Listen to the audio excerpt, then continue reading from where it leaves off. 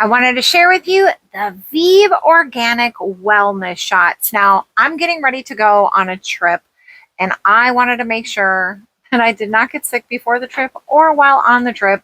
So I'm hoping by boosting up my immunity, I will be able to do that. So this is the original wellness shot by Vive Organics, and this is elderberry and turmeric. But in here, there's also echinacea, ardot and flower, and black pepper.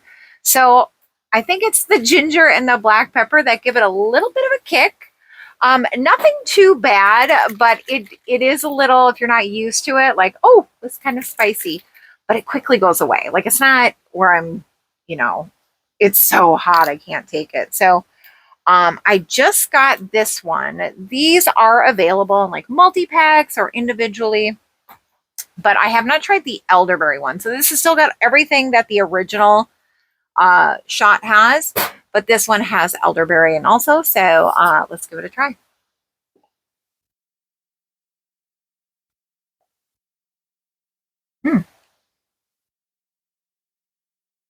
Still definitely has that little kick, but again, nothing that is too bad. And I can't handle spicy stuff. So really great option if you're looking to build up your immunity. These shots may work for you. I absolutely love them.